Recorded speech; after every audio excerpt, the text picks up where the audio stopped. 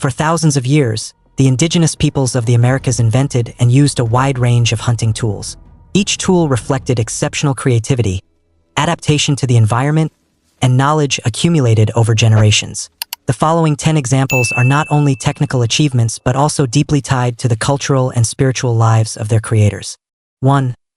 Bola, the weapon of simplicity and effectiveness. The bola is one of the most striking tools, remarkable for its simplicity yet surprising effectiveness. It consists of 2 or 3 smooth stones tied to cords.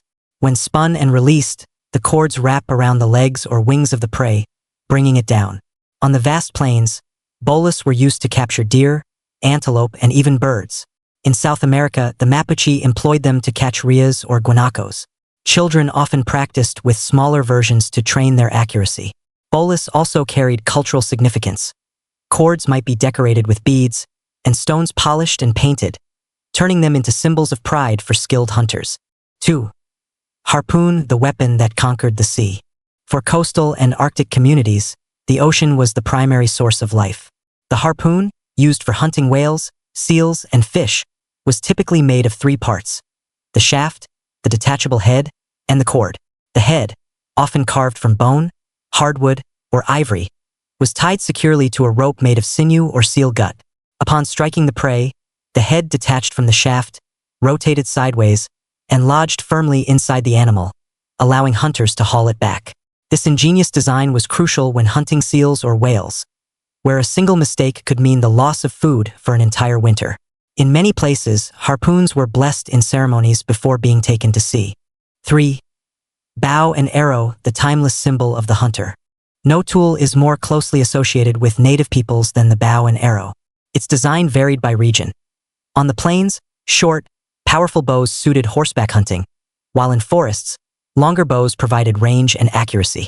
Some groups even developed fishing bows with arrows tied to lines. Crafting a bow required meticulous work. Wood was chosen from resilient trees such as hickory or Osage orange, while sinew backing added strength and power. Arrowheads of flint or obsidian were finely chipped for razor-sharp edges. Beyond their utility, bows and arrows carried ceremonial importance, symbolizing maturity, strength, and a way of life. 4. Blowgun, the weapon of silence. In dense rainforests, silence was an advantage. The blowgun allowed hunters to launch small darts with stealth, so prey scarcely realized the danger. Blowguns could be up to 2 meters long, hollowed from straight logs or constructed from 2 halves joined together. Darts were short, lightweight, and fletched with cotton or down for stability inside the tube. Many were tipped with curare, a plant-based poison that quickly paralyzed prey. Though toxic, the dose was harmless once the meat was cooked. The blowgun was a refined invention. It enabled hunters to take monkeys, birds, and small animals high in the canopy without disturbing the forest. 5. Pellet bow, the unique stone pellet bow. Lesser known is the pellet bow, a hybrid weapon designed to fire clay or stone pellets rather than arrows. Unlike a standard bow, it had 2 parallel strings forming a cradle for the pellet. When drawn and released, the pellet shot forward with surprising speed, enough to bring down birds or small animals. Its main advantage was that it did not damage the meat or feathers, especially valuable when feathers were needed for rituals or arrow making. Ammunition was cheap and plentiful, just sun-dried clay balls or smooth stones. The pellet bow highlights native ingenuity in creating specialized tools for different needs. 6. Fishing spear, the weapon of patience. For riverine, coastal, or Arctic communities, fishing spears were vital tools. These spears featured backward-facing prongs that held fish securely once struck. Among the Inuit, they were called kakavak. Fishing with spears required patience. Hunters often stood for hours beside ice holes or riverbanks, waiting for the right moment. The thrust had to be swift and powerful to penetrate water and capture the fish.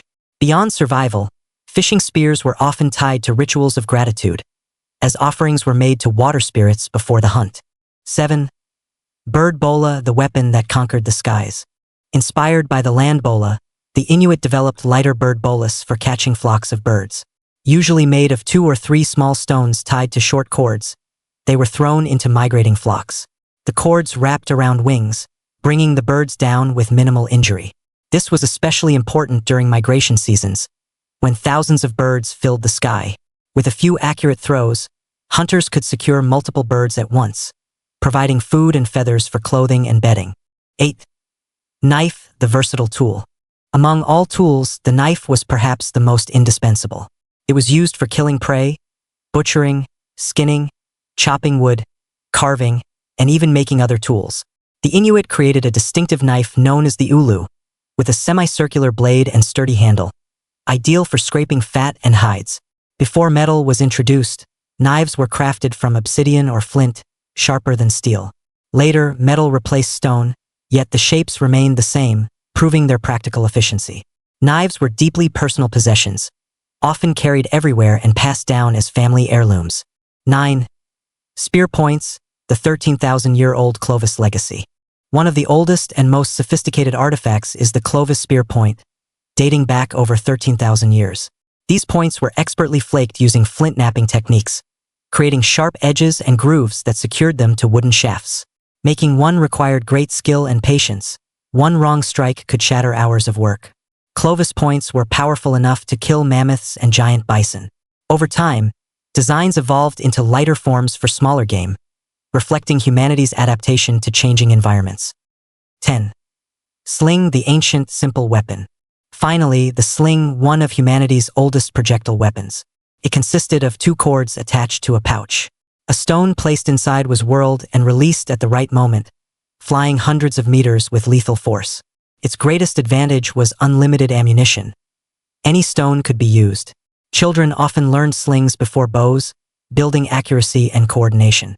Though simple, the sling remained practical, especially for hunters who needed lightweight weapons during long travels.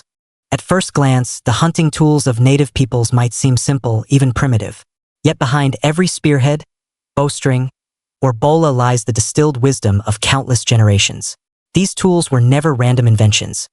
They were products of trial, error, and refinement, honed through centuries of experience in the field. Each design reflected a keen awareness of animals, landscapes, climate, and even the laws of physics.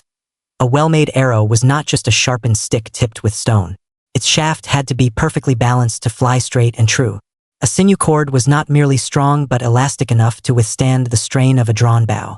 Even the choice of wood, stone, or cord length required careful judgment passed down from ancestors. This was a form of applied science, knowledge born not from books, but from the hunt itself, tested daily in the wilderness. Knowledge was also woven into culture. In many tribes, the crafting and use of hunting tools were tied to rituals. Fathers taught sons to carve bows, while ceremonies before the hunt instilled respect for the animals to be taken. Thus, skills were passed not only as practical techniques but also as moral lessons, binding generations together. Thanks to this reservoir of ingenuity, native peoples did more than survive. They thrived in environments as extreme as the Arctic tundra, desert plains, and dense rainforests. Their tools were both the instruments of life and the embodiment of human creativity.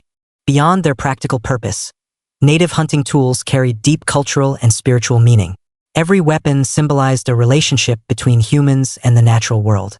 Large hunts were often preceded by ceremonies of prayer and gratitude, offering respect to animal spirits and to the land itself. Such rituals were not superstition, but a philosophy of coexistence, acknowledging that survival depended on balance, not domination. The making of tools was itself an act of teaching and bonding. Fathers guided sons in choosing wood, shaping arrowheads or stringing bows, while mothers prepared sinew, hides, and carrying cases. A finished tool was thus the product of a family's combined effort, embodying love, skill, and tradition. Many tools were decorated with beads, feathers, or painted designs, transforming them into cultural artifacts as well as hunting gear. Tools also marked life milestones. A boy receiving his first bow signified his passage into adulthood. Experienced hunters often passed down knives or harpoons as treasured heirlooms. To lose such a tool was more than losing equipment.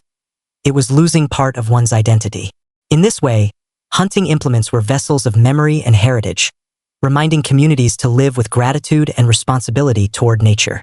In our modern age of technology and abundance, the ancient tools of native hunters still speak with relevance. First, they remind us that innovation does not require advanced machinery or rare materials. With only stone, wood, bone, and sinew, indigenous peoples created brilliant designs capable of sustaining entire communities. This teaches us that human ingenuity thrives most when faced with necessity and guided by observation. Second, Their tools embody principles of sustainability. Native hunters took only what was needed and used every part of the animal: meat, hide, bone, and tendon without waste. This stands in sharp contrast to modern consumerism, which often exhausts resources and damages ecosystems. Their example urges us to reconsider how we consume and what we leave behind. Finally, these tools carry a profound lesson about harmony with nature. Hunting was always accompanied by rituals of gratitude, acknowledging the gift of life. It reflected a worldview where humans were not masters of the earth but participants in its cycles. In a time when humanity grapples with climate change and ecological crises, such wisdom is invaluable. Thus, the bola, the harpoon, the bow, and the blowgun are not relics of a primitive past. They are timeless messages that survival is born from creativity, restraint, and respect for the world around us.